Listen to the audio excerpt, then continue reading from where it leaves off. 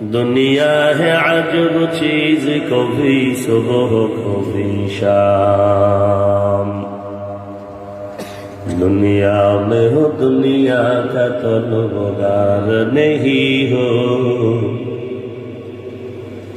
دنیا میں ہو دنیا کا طلبگار نہیں ہو.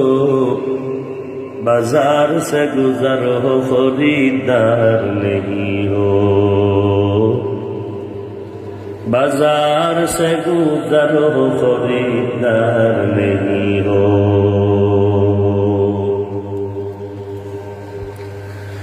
مقبول ہے شاذ ہے قابل تو بہت ہے،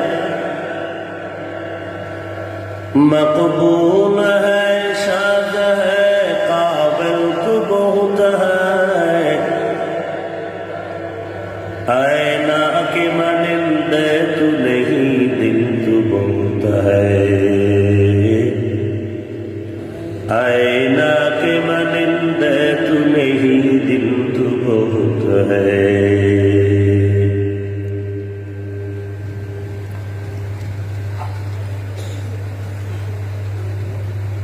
ফতুল্লা থানা অন্তর্গত আদর্শনগর জামিয়া তালিমিয়া কর্তৃক আয়োজিত বার্ষিক তাফসীরুল কোরআন মাহফিল,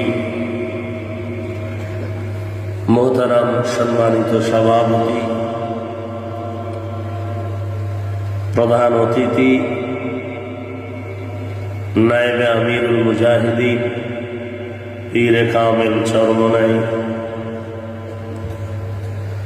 হযরত উলামায়ে কেরাম, দেশের বিভিন্ন অঞ্চল থেকে আগত আল্লাহ পাকের আশিকিন, জাকিরিন, শাকিরিন, মুহিব্বিন, মুরব্বিয়ানে এজাম, কলিজার টুকরা আমার সমবয়সী যুবক বন্ধুগণ, স্নেহের ছোট ভাই, মাইকের আওয়াজ শ্রবণরতা পর্দার আড়ালে সম্মানিত মা ও বোনেরা, রব্বুল আলামিনের দরবারে লাখো কোটি শুকর ও সুজুদ যে মহান রব্বুল আলামিন এই ফিতনার জামানায় কোরআন ও সুন্নাহর ভিত্তিতে সহি তরিকায় কিছু কথা বলার জন্য, শুনবার জন্য আমাদেরকে কবুল ও মঞ্জুর করেছেন। নেয়ামতের শুকর আদায়ার্থে পড়ি আলহামদুলিল্লাহ।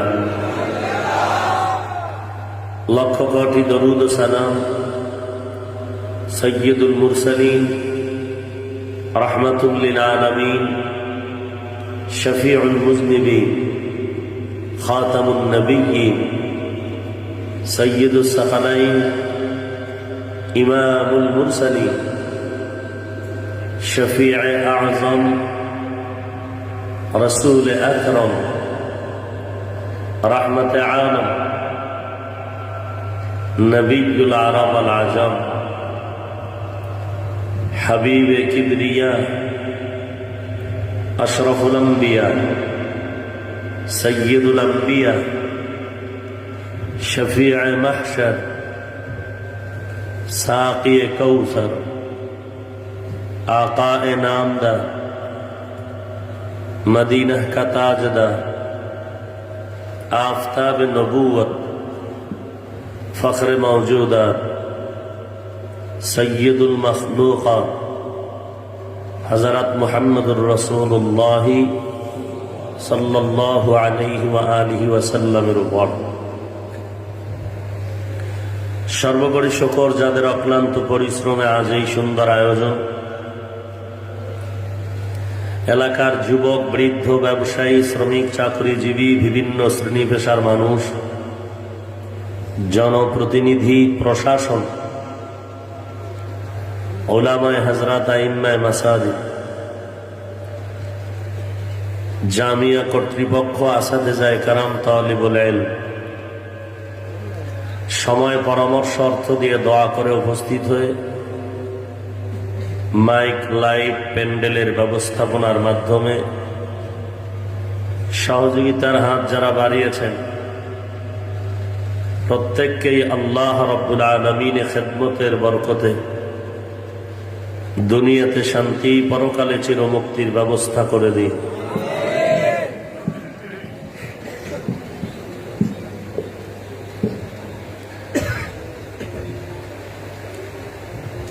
আমি সংক্ষিপ্ত আকারে কিছু কথা বলার নিয়তে কোরআনে হাকীমের এক আয়াতে কারিমা তিলাওয়াত করেছি। বিশ্বনবী, শেষ নবী, মহানবী সাল্লাল্লাহু আলাইহি ওয়া আলিহি ওয়াসাল্লামের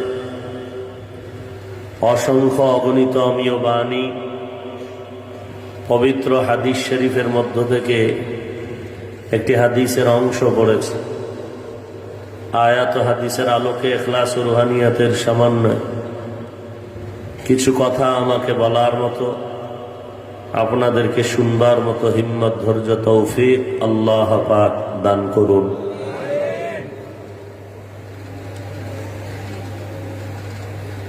প্রথমে সবার কাছে দোয়া চাই এবং ক্ষমাও চাই। বিভিন্ন অঞ্চল থেকে আপনারা এখানে আগমন করেছেন। দীর্ঘ রাতব্যাপী আজকের আয়োজন। চলাফেরা, বসা, আমাদের আচরণে, কথায় যদি কষ্ট কেউ পেয়ে থাকেন, ক্ষমা সুন্দর দৃষ্টিতে দেখবেন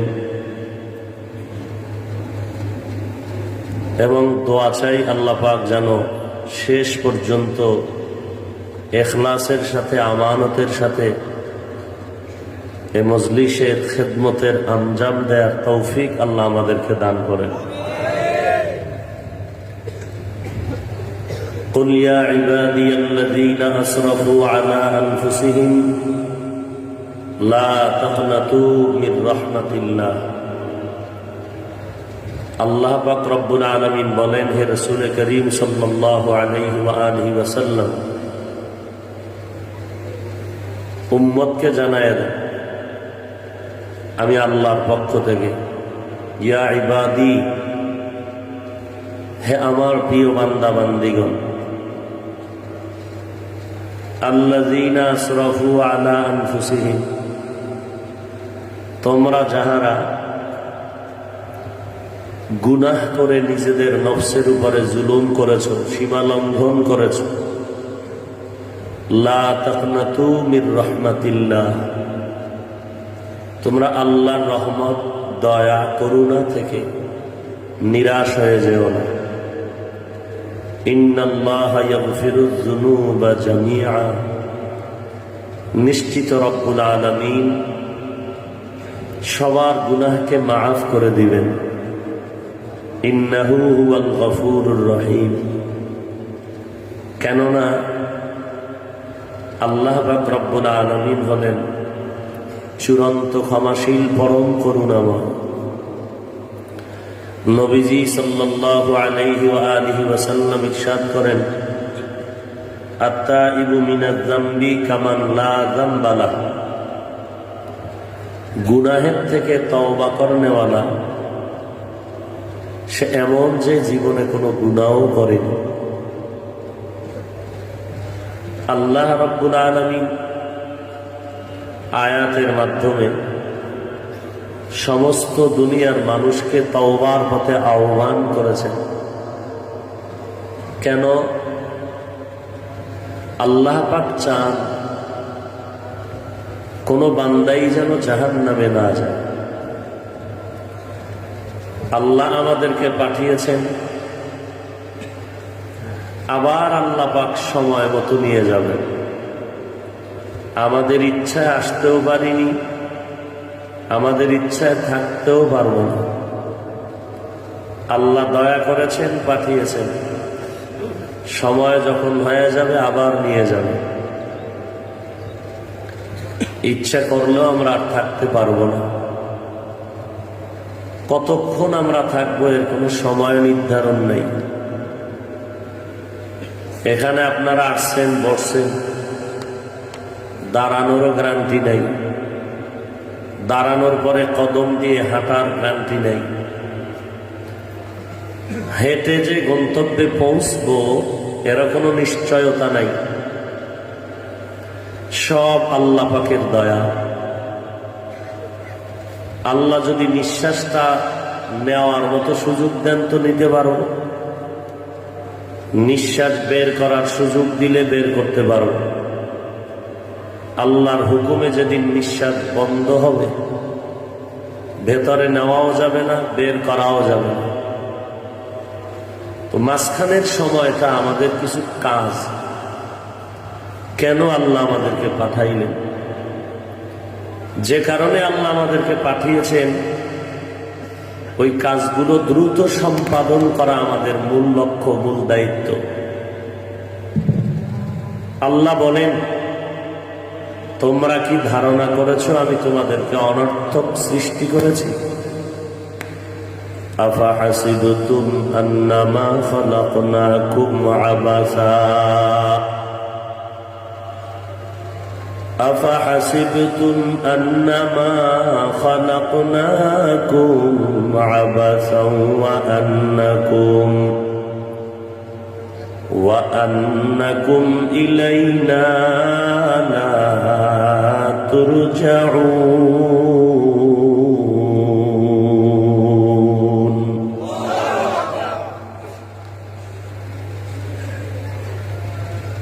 তোমরা কি ধারণা করেছো তোমাদেরকে অনর্থক সৃষ্টি করেছি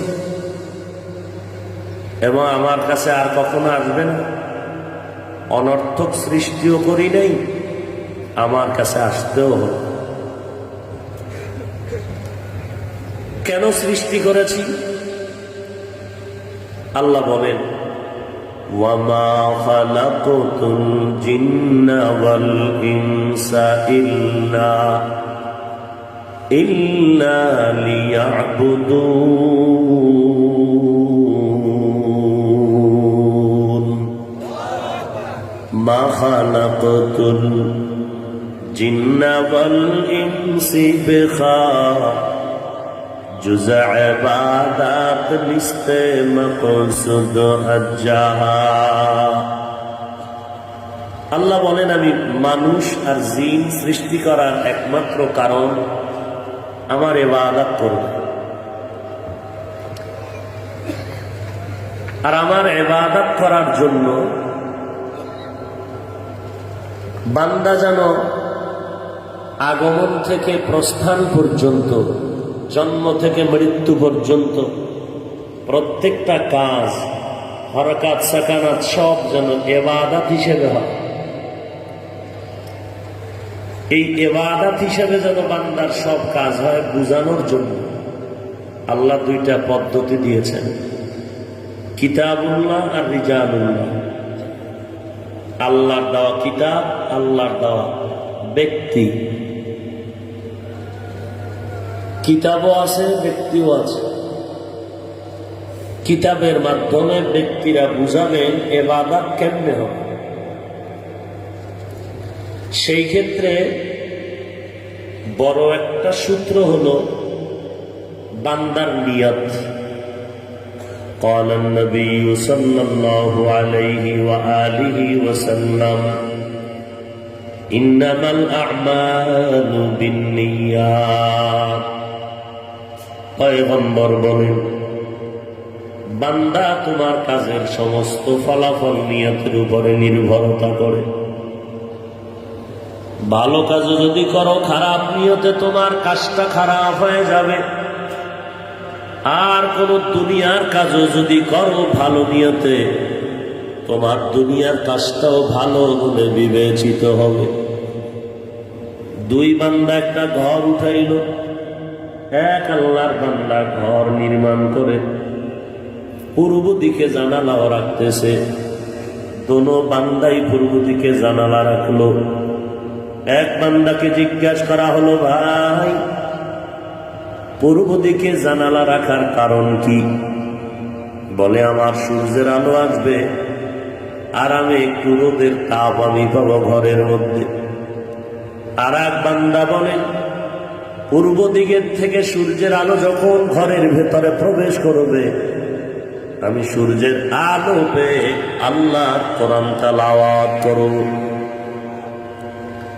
যেই বান্দা কোরআনের নিয়ত করলো, জানালা রাখলো, ওই বান্দার জানালাও করাটা সওয়াবে পরিণত হয়ে যাবে।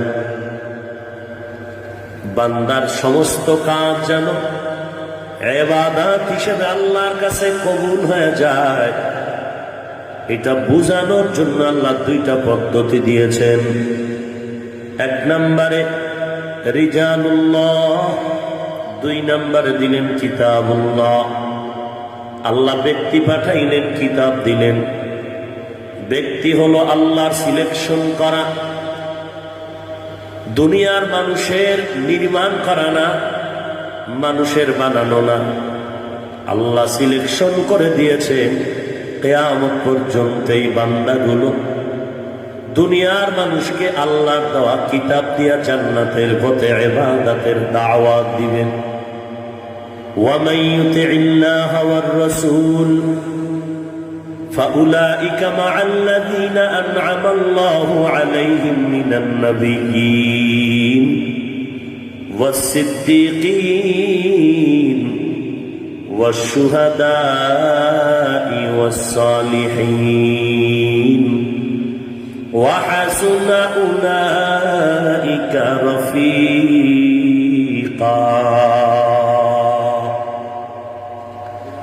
আল্লাহ যেই বান্দা কিয়ামত পর্যন্ত মানুষকে ইবাদতের দাওয়াত দিয়ে জান্নাতের পথ দেখাবেন, এরা চার দল। এক নম্বরে নবীগণ, দুই নম্বরে সিদ্দিকগণ, তিন নম্বরে শহীদগণ, চার নম্বরে সালেহগণ। আম্বিয়ায়ে কেরামের শেষ রাহমাতুল লিল আলামিন নবুয়তের দরওয়াজায় তালা দিয়া বিদায় হয়ে মদিনাতুল মুনাওয়ারায় রওজায়ে পাকের মধ্যে জিন্দা হালাতে কিয়ামত পর্যন্ত নামাজরত অবস্থায় থাকবেন। নবীর নবুয়তের বিদায়ের পর কিয়ামত পর্যন্ত উম্মতের ইবাদতের দাওয়াত দিবেন, ইবাদতের পদ্ধতি শিখাবেন, যেই কিতাবের মাধ্যমে সে কিতাব হলো কোরআন। কিয়ামত পর্যন্ত যারা এই দায়িত্বটা পালন করবেন, নবী বলেন আমি আল্লাহর পক্ষ থেকে একদল বান্দা রেখে গেলাম। قال النبي صلى الله عليه وآله وسلم العلماء ورثة الأنبياء। যেই দলটা কিয়ামত পর্যন্ত উম্মতের জান্নাতের পথ দেখাবেন, এরা হবেন সবাই নবীর ওয়ারিস, ওয়ারাসাতুল আম্বিয়া, আহলে হক, উলামায়ে কেরাম। আর সেই উলামায়ে কেরামের মজলিস, এ সমস্ত দ্বীনি পরিবেশের মজলিস, যেখানে ইলমের আলোচনা হবে, কোরআন হাদিসের জ্ঞানের আলোচনা হবে, নবী বলেন এ সমস্ত মজলিস বেহেশতের বাগান। এ সমস্ত মজলিসে বসলেই বান্দার গুনাহগুলো মাফ হয়ে যায় এবং মুর্দার দিল আল্লাহ জিন্দা দিলে পরিণত করে। তবে নিয়তকে পরিশুদ্ধ রাখতে হবে। নিয়তকে পরিশুদ্ধ করে যদি দুনিয়ার কাজও করি, এটাও আখিরাতের কাজে পরিণত হবে। যে একজনে ব্যবসা করে, কেন বলে আমার সংসার চালানোর জন্য, আর একজনে ব্যবসা করে আমার এই ব্যবসার উপার্জন দিয়া আমার সংসারের স্ত্রী পরিবার খেয়ে দিয়ে থাকবে আর আল্লাহর ইবাদতে সময় কাটাবে। আল্লাহর ইবাদতের জন্য ব্যবসা করি, আল্লাহর ইবাদত করার জন্যই আমি খানা খাই। বান্দার খানা হবে, পেট ভরবে, ইবাদত হবে। জমিনের মধ্যে পয়গম্বর আদমের আগমন হলো। পয়গম্বর আদম জমিনের মধ্যে আগমন করার পর জমিনের মধ্যে আর কেউ নাই। নবী এমন সময় দুনিয়াতে আসছেন, পয়গম্বর আদম দুনিয়াতে আগমনের 2000 বছর আগে এই জমিনের ভেতরে জিনেরা বসবাস করেছিল। আদম নবী দুনিয়াতে আসার 2000 বছর আগে এই জমিনের বাসিন্দা ছিল জিনেরা। জিনেরা এই জমিনে যখন বসবাস করত, তার আগে জমিনের বাসিন্দা ছিল অন্য প্রাণী।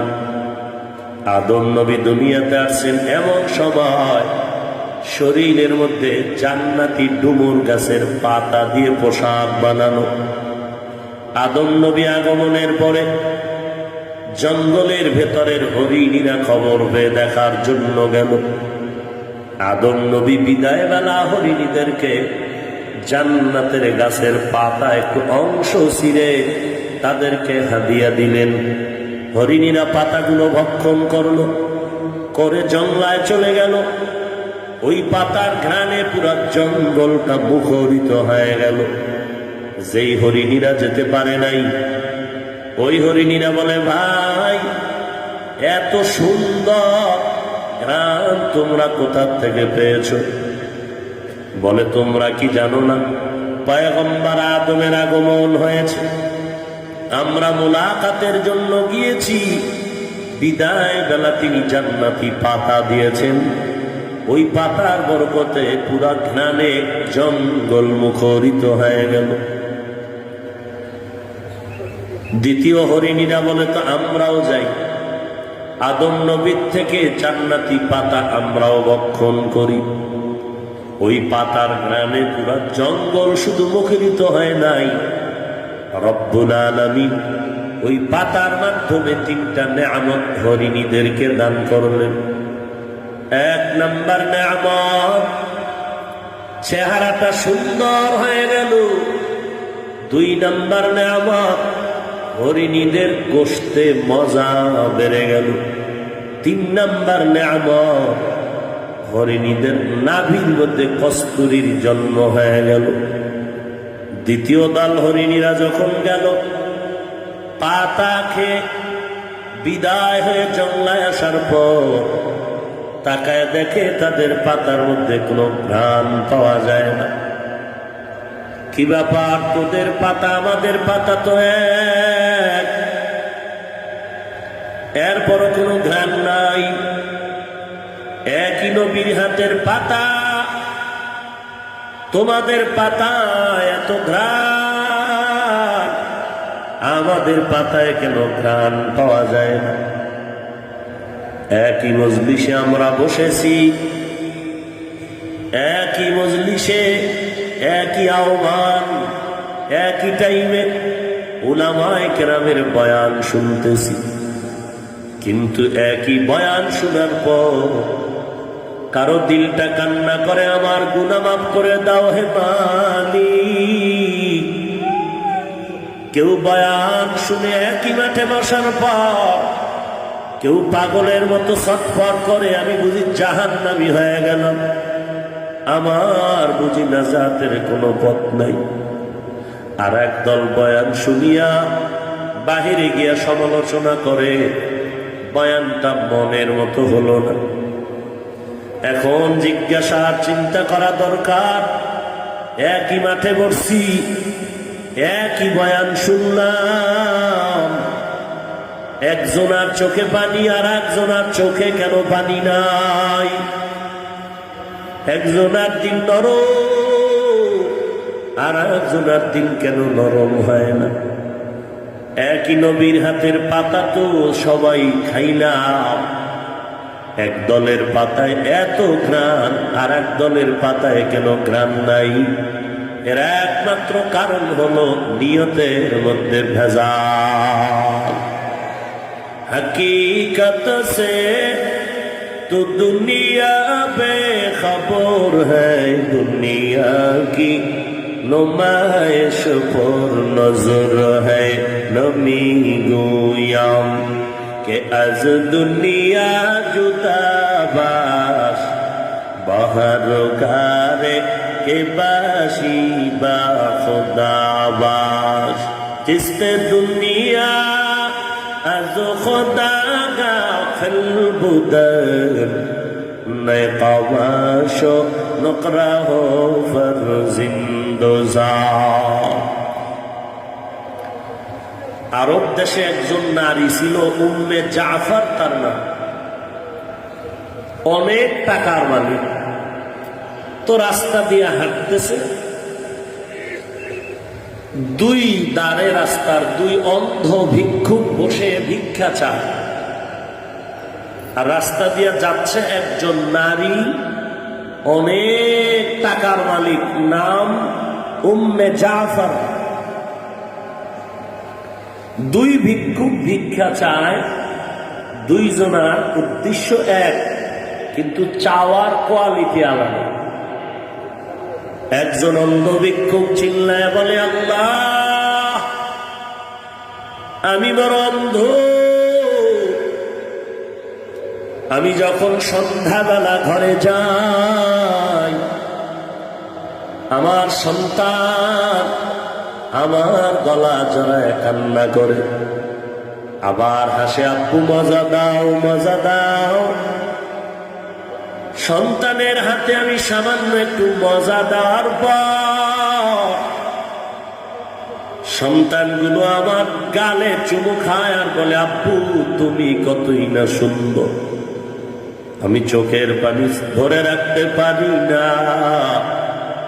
আমার সন্তান দুটো কোলের মধ্যে জড়ায় বলি আল্লাহ আমার সন্তান চুমু খেয়ে বলে আমি নাকি অনেক সুন্দর কিন্তু আমাকে তুমি অন্ধ বানিয়েছো আমি তো দেখতে পারি না আমার সন্তানগুলো কত সুন্দর ও আল্লাহ তোমার কুদরতি ফয়সালায় তুমি আমার কিছু ভিক্ষার ব্যবস্থা করে দাও যেই ভিক্ষার সম্পদ দিয়ে আমি তোমার ইবাদত করব আমার স্ত্রীর মুখে হাসি ফুটাবো এক ভিক্ষুকের আওয়াজ এইভাবে আর এক ভিক্ষুক আল্লাহ রাস্তা দিয়ে একজন ধনী নারী উম্মে জাফর হেঁটে যায় তুমি তার মাধ্যমে আমার টাকার ব্যবস্থা করে দাও উম্মে জাফর বলেন আমি রাস্তা দিয়ে প্রতিদিন যাই আর দুই ভিক্ষুকের দুই রকম চিল্লানোর আওয়াজ আমার কানে আসে আমি দুজনকেই ভিক্ষা দেই যেই বান্দা আল্লাহর দোহাই দিয়া ডাকে আমি ওকে 2 টাকা করে প্রতিদিন দান করি আর যেই ভিক্ষুকটা আমি উম্মে জাফরের প্রশংসায় পঞ্চমুখায় ভিক্ষা চাই আমি তারে প্রতিদিন একটা মুরগি ভুনা করে আস্তা তার প্লেটে দিয়া চলে যাই এই অন্ধ ভিক্ষুক কি করে এই অন্ধ ভিক্ষুক যে উম্মে জাফরের গুণগান গাইয়া ভিক্ষা নেয় এই উম্মে জাফর ভুনা মুরগি পাইয়া দৌড়াইয়া রাস্তার ওই পারে যাইয়া ওই ভিক্ষুকের কাছে মুরগিটাকে 2 টাকায় বিক্রি করে ফেলে টাকা 2টা নিয়ে যায় মুরগি দিয়া দেয় মনে মনে ভাবে এই মুরগি খাইলে তো শেষ হয়ে যাবে আমি ওই অন্ধরে মুরগিটা দেই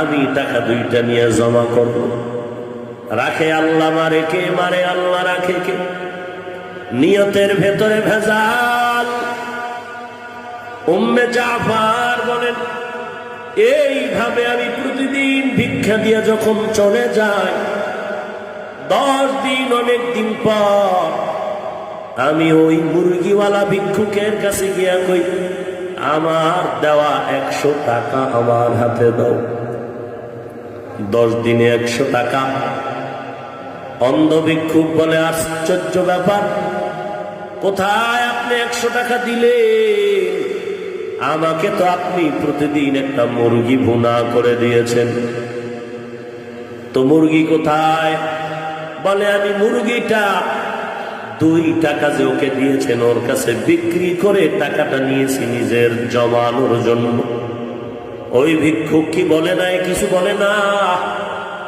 আমি পাওয়ার খাটাইয়া নিয়েছি ওই ভিক্ষুক আল্লাহর উপরে ভরসা করে আমার থেকে মুরগি নিয়ে সব দিয়েছে এবার বলে উম্মে জাফর বলে এরে কপাল পোড়া ভিক্ষুকের দল, আজ তোর নিয়তে এতটাই যে ভেজাল, আমি যে তোকে মুরগি ভুনা করে আস্তা একটা মুরগি তোকে দিতাম, ওই মুরগির ভিতরে আমি 10টা টাকাও ভেতরে ঢুকায় দিতাম। আজ তোর কপাল এতটাই যে খারাপ, লোভে পড়ে তুই ওই 2 টাকার দিকে যখন নজর করেছ, তোর 2 টাকাও তুই পেয়েছ। কিন্তু ওই বান্দার কপাল এত ভালো, ওই বান্দা কোনো মাখলুকে দাঁড়ে নেই, আল্লাহর কাছে কান্না করেছে, রব্বুল আলামিন মুরগিটাও বান্দাকে দিয়েছে, আলাদা করে প্রতিদিন মুরগির ভেতরে 10টা টাকাও হাদিয়া পেয়েছে।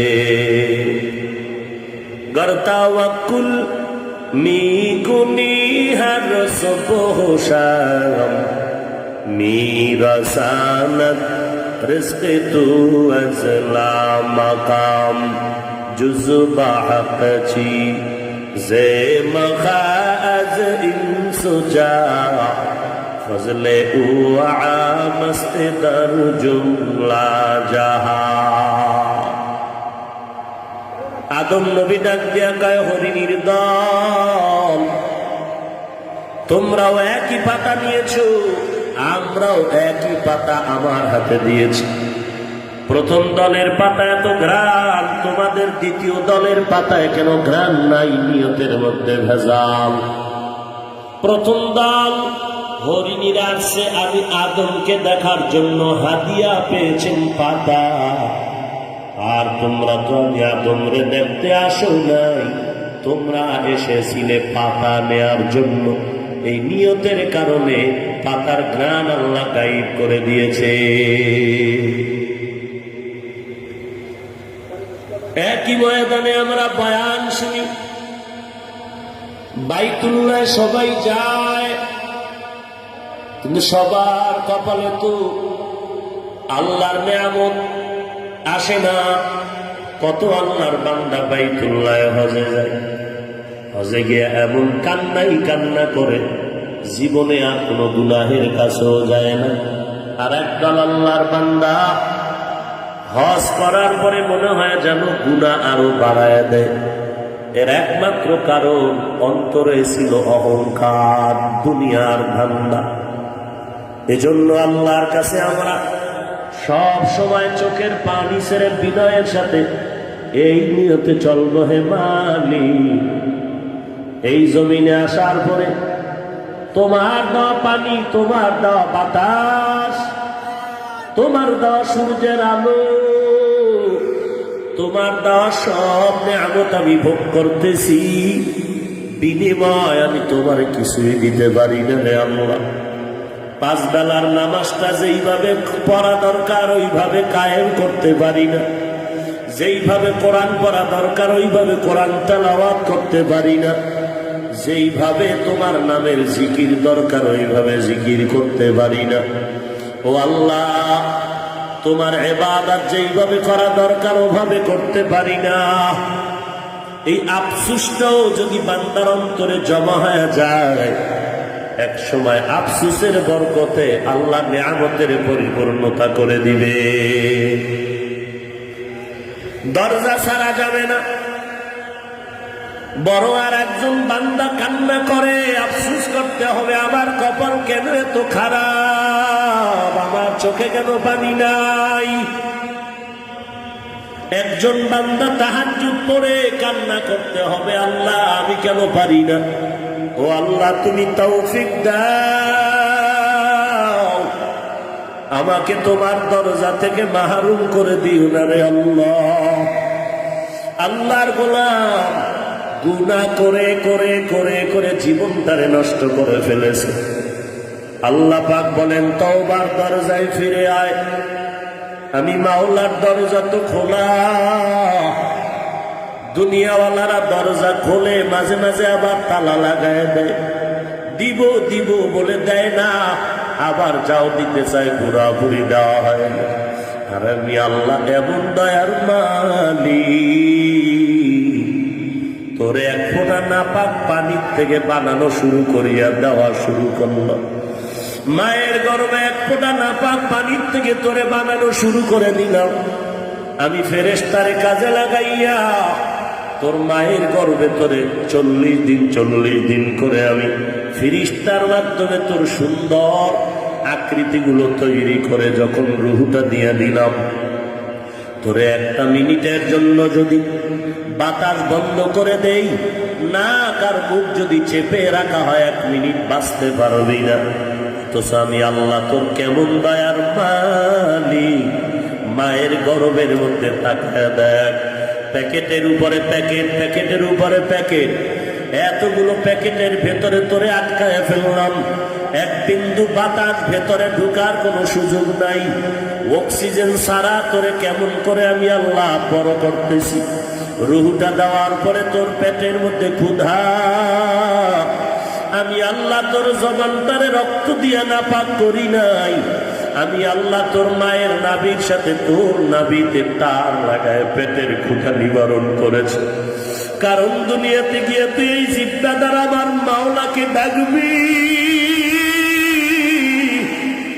ওই জবানটারে আমি মায়ের গর্ভে রক্ত দিয়া নাপাক করি নাই রে গোলাম। কারণ তুই এই জবানটা দিয়ে আমি আল্লাহকে আল্লাহ বলে যখন ডাকবি, আমি জবানটারে নাপাক করি নাই রে গোলাম। আমি আল্লাহ তোরে যখন দুনিয়াতে পাঠাবো, তোর মা কত কষ্ট করে খানা খাইতে পারে না, খানার প্লেট নিয়ে হঠাৎ পেটে ব্যথায় পড়ে গেল, খানার প্লেট ফালায়। এরে বান্দা, দুনিয়াতে আসার আগে, দুনিয়াতে এসে তুই কি খাবি, আমি আল্লাহ আগেই তোর খানার আয়োজন করে দিলাম।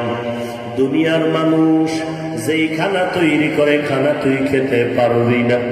এরে বান্দা, তুই যখন দুনিয়াতে আসবি, তোর মার প্রসব বেদনা এমন ভাবে শুরু হয়, মায়ের চিৎকারের কারণে আশেপাশের ঘরের মানুষ ঘুমাইতে পারে না। এত চিল্লানো চিল্লায়, মার কিনারায় দাদি নানি বসে পাহারা দেয়, মাকে সান্ত্বনা দেয়। মা কান্না করে বলে, 7 আসমান আমার মাথার উপরে বোঝা। এক পর্যায়ে কান্নার এক ফাঁকে আমার মা ডেকে বলে, ও আমার শাশুড়ি, ও আমার মা, আমার স্বামীকে একটু আমার পাশে এনে বসায় দেয়। স্বামীকে যখন আনিয়া কাছে বসায় দেয়, মা চোখের পানি ছেড়ে বলে, তোমরা সবাই চলে যাও, আমি আমার স্বামীর সাথে একটু মনের বিদায়ের কথা বলতে চাই। সবাই যখন চলে যায়, আম্মা জান মনের ব্যথাটা দিয়া বাবার হাত জড়ায় কান্না করে আর বলো, কলিজার স্বামী আমার, আমাকে তুমি মাফ করে দাও। আমি তোমার ঘরে এসে মন ভরে খেদমত করতে পারি নাই রে স্বামী।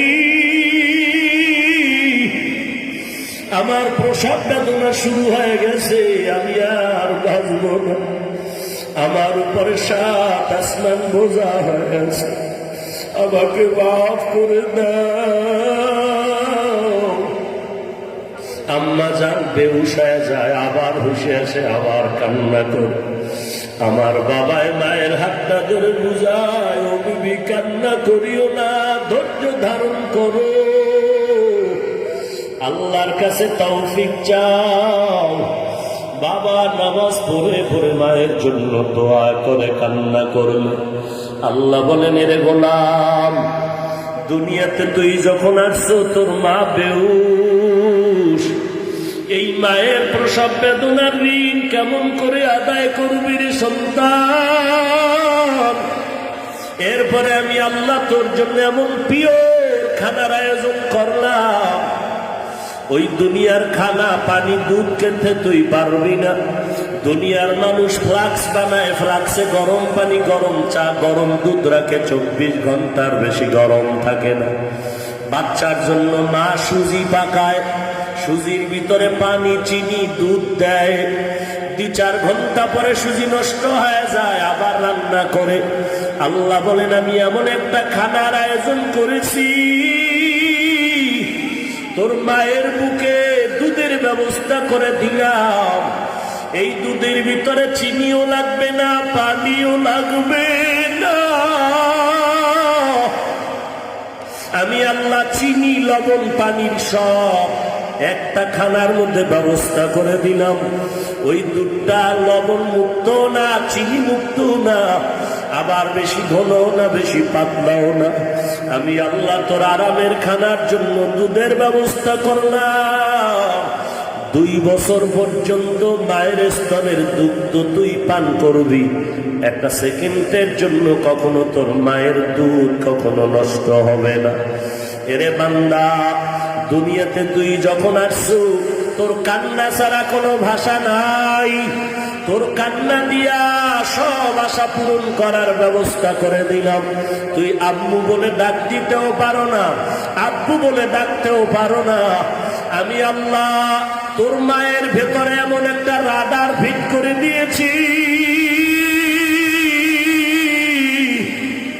তোর মা তোর কান্নার দ্বারা বুঝতে পারে তুই কখন কি চাও।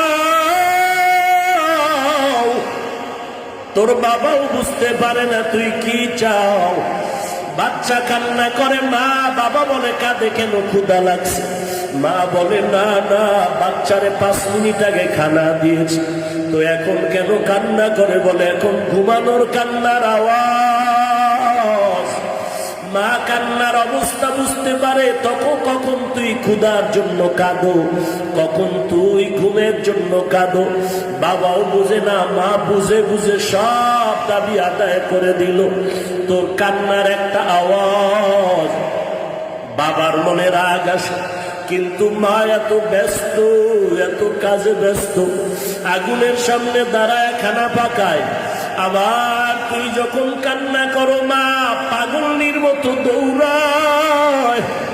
আল্লাহ বলে বান্দা তোর একটা কান্নার পুঁজি দিয়া যদি মায়ের থেকে সব দাবি আদায় করতে পারো, তোর মা যদি তোর মোহাব্বতে কান্না শুনে কোলে আনিয়া চুমু খায়, ওরে তোর মায়ের থেকে আমি আল্লাহর মায়া কি কম। এরে বান্দা ওই কান্নাটার পুঁজি ছাড়িস না, ধরে রাখ, ধরে রাখ, ধরে রাখ। ওই শিশু অবস্থায় যে তুই কান্না করেছ, ওই কান্নার কারণে তোর মা পাগল হইয়া তোর দাবি পূরণ করেছে। তুই আমি মাওলার দরবারে অবশ শিশুর মতো চোখের পানি যদি ছাড়িয়ে দাও, আর যদি বলো হে দয়ার মালিক, আমার ডানে কেউ নাই, বামে কেউ নাই, আমার সামনে পেছনে কেউ নাই, আমার এলেম নাই, আমার আমল নাই, আমার কোনো যোগ্যতা নাই, আমার কিছুই নাই। আল্লাহ আপনি আমাকে দয়া করে মানুষ বানিয়েছে। আল্লাহ আপনি সম্মানের চেয়ারে বসার তৌফিক দিয়েছে। মানুষ আমাকে সম্মানের কারণে সালাম জানায়। আয় আল্লাহ এই নিয়ামতকে যেন আমি ভুলিয়া না যাই। ও আল্লাহ তুমি আমাকে ভুলিয়া যাইও না। আল্লাহ পাক বলেন ফাযকুরুনি আযকুরকুম, যেই বান্দা আমাকে ভুলে না আমি আল্লাহ সেই বান্দাকে কখনো ভুলি না। এরে নবীর উম্মতের দল, আল্লাহ পাক বলেন রে গোলাম, আমার দেওয়া নিয়ামতকে অস্বীকার করে তুই কই পালায় যাবি? ফেরাউন পালাতে পারে নাই, আমার নিয়ামত পাইয়া নমরুদ পালায় যেতে পারে নাই, আমার নিয়ামত পাওয়ার পরে সাদ্দাত পালায় যেতে পারে নাই। আমি আল্লাহ আজরাইল দিয়া ধরে ফেলেছি। ওরে বান্দা আমার নিয়ামতের শুকর আদায় কর, পালায় যাওয়ার জায়গা নাই। অতএব মাথাটা নত করে চোখের পানি ছেড়ে কান্না করো, তওবা করো। আল্লাহ বলেন ও নবী জানায়া দেন, যারা গুনাহ করে করে জীবনটারে নষ্ট করেছে, আমি মাওলা পাকের দরবারে যদি এক ফোঁটা চোখের পানি ছেড়ে দোয়া করো, কান্না করো, এক ফোঁটা চোখের পানির বিনিময় আমি রব্বুল আলামিন তোমার জীবনের সব গুনাহগুলো মাফ করে দিব। আতিনা ফি দারে দুনিয়া না হাসান, আতিনা ফি দারে উকবা না হাসান, ইয়া গিয়াসাল মুস্তাগীসিন ইহদিনা লাফতিখারা بالعلوم والغنا ہر گوری دینے کو تو تیار ہے، جو نہ مانگے اس سے تو بیزار ہے۔ قل یا عبادی الذین اسرفوا علی انفسهم لا تقنطوا من رحمت اللہ۔ আল্লাহ পাক বলেন, আমার রহমত, আমার দয়া থেকে নিরাশায় যেও না। এক ফোঁটা চোখের পানি ছেড়ে যদি হাজার অন্যায় করে যদি ক্ষমা চাও, আমি আল্লাহ তোমার চোখের পানি গালের নিচে আসার আগে জীবনের সব গুনাহগুলো মাফ করে দিব। বাইরের মাইক বন্ধ করে দাও। ভাইরা আমার, আল্লাহ রাব্বুল আলামিনের কাছে খাঁটি নিয়তে বসি। 24টা ঘন্টার ভিতরে কত সময় আল্লাহকে দিলাম? যার হায়াত 40 বছর, হিসাব করেন কি পরিমাণ সময় আল্লাহকে দিয়েছেন। 24টা ঘন্টাই তো আল্লাহ চায় নাই যে আমাকে দিয়া দাও, মাত্র 2 ঘন্টা সময় আল্লাহ চেয়েছেন। ফজরের সময় 20 মিনিট দাও, জোহরের সময় 20টা মিনিট সময় দাও, আসরের সময় 20 মিনিট দাও, মাগরিবের সময় 20 মিনিট দাও, এশার নামাজে 20টা মিনিট সময় দাও। 24টা ঘন্টার ভিতরে 2 থেকে 2.5 ঘন্টা সময় যদি তুমি আল্লাহর পথে দাও, পুরা 24 ঘন্টাই নেকের পাল্লায় ওজন হয়ে যাবে। অতএব আমরা যারা আসছি শেষ দোয়া করে যাব, রাজি আছি তো ইনশাআল্লাহ? আল্লাহ সবাইকে কবুল করে। আরো মহাব্বতে বলেন আমিন।